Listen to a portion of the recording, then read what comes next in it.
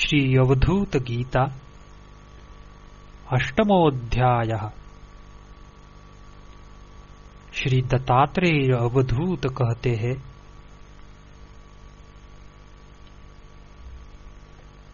तुम्हारी यात्रा से व्यापकता हत हो गई है, तुम्हारे ध्यान से चित्त की विषयपरता दूर हो गई है।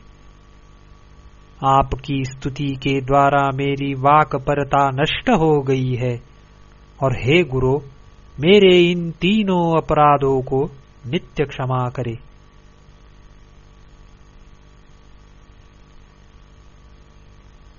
अब मुनि का लक्षण कहते हैं।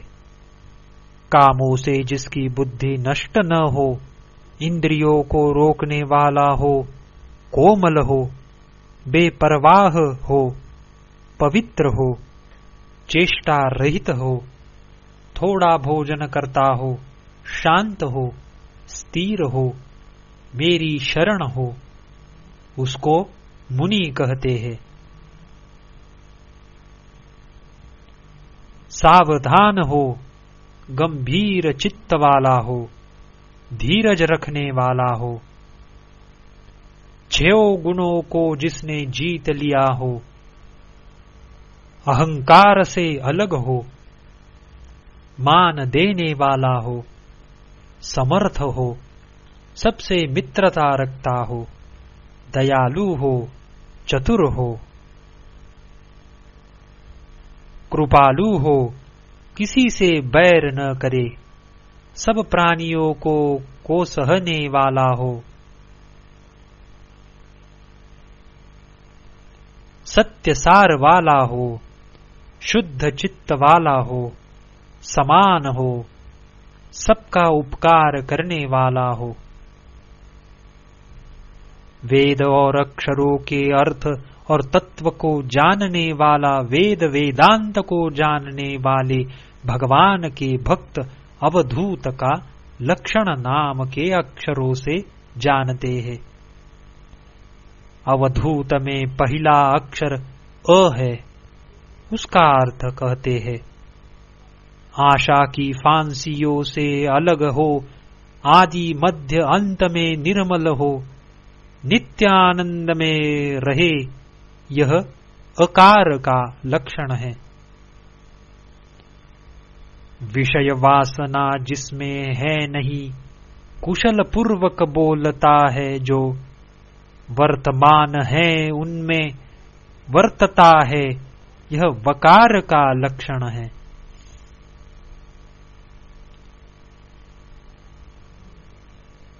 धूल से जिसका शरीर मैला हो, चित्त को जिसने रोक रखा है, निरोगी है, धारणा और ध्यान से अलग है, यह धुकार का लक्षण है।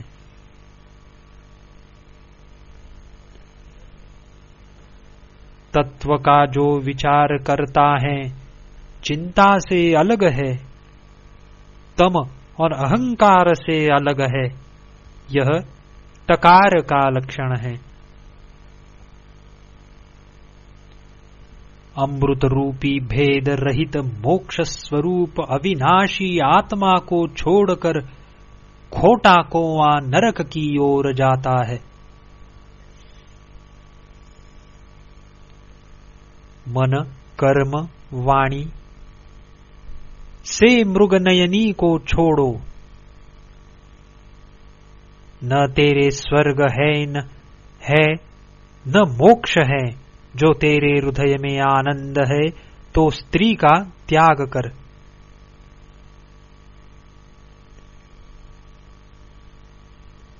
मैं नहीं जानता हूं कि मृग के समान नेत्र वाली स्त्री को उसने क्यों बनाया, उसको विश्वासघात करने वाली स्वर्ग मोक्ष के सुख की रस्सी जान।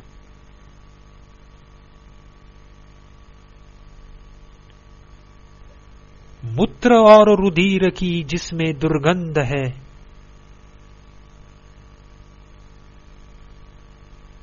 भ्रुष्ट जिसका द्वार है, ऐसे चमड़े के कुंड में जो रमण करते हैं वे लिप्त हो जाते हैं, इसमें शक नहीं है। कुटिलता और कपट से भरी हुई, सत्य और शुद्धि वर्जित सब प्राणियों का बंधन रूप स्त्री को किसने बनाया? त्रिलोकी को पैदा करने वाली और धारण करने वाली भग जिसके अंग में है, वह निश्चय नरक है। उसमें फंसने से आदमी जन्म लेता है। हा हा, संसार की कैसी रचना है।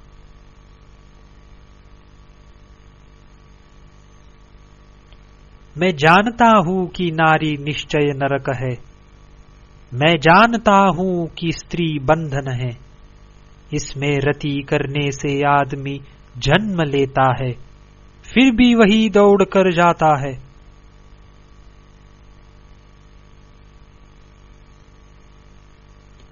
योनि से लेकर कूच तक नरक का समुद्र जानो। जो उसमें रमण करते हैं, वे नरक को कैसे तरते हैं।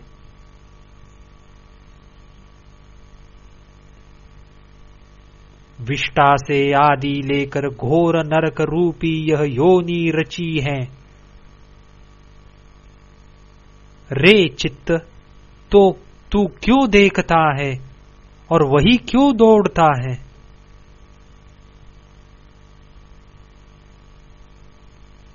ये भग चमड़े का कुंड है।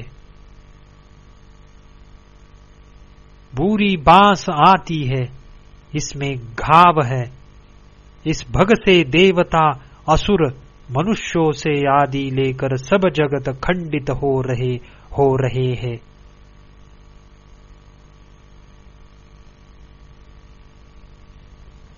देह रूपी महाघोर समुद्र में रुधिर भरा हुआ है। ऐसी स्त्री को किसने बनाया। नीचे को जिसका छिद्र है, ऐसी योनि को किसने बनाया।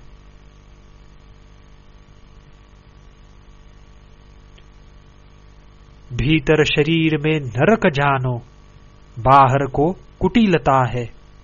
देखने में सुंदर मालूम होती है, इस लोक और परलोक में विरोध करने वाली है। उसी में मनुष्यों का जन्म होता है।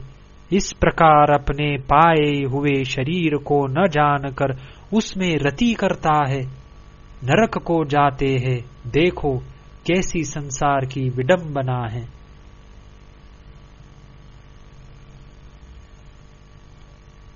देखने से चित्त को हर लेती है, स्पर्श करने से बल को हरती है, संयोग करने से वीर्य को खींच लेती है। इस प्रकार से स्त्री प्रत्यक्ष राक्षसी है।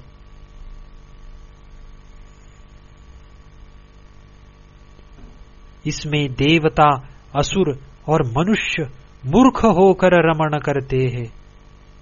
वे घोर नरक में जाते हैं। यह सत्य है, इसमें शक नहीं है।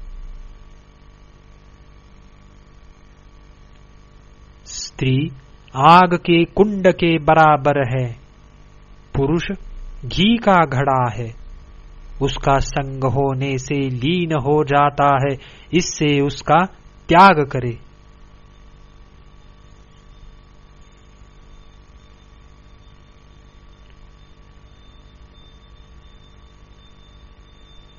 मदिरा पीने में बड़ा पाप है, वैसे ही स्त्री संगम में महापाप है। इससे इन दोनों को छोड़कर मुनि को तत्व में मन लगाना चाहिए। चित्त में खींचा हुआ, धातुओं से बंधा हुआ यह शरीर है।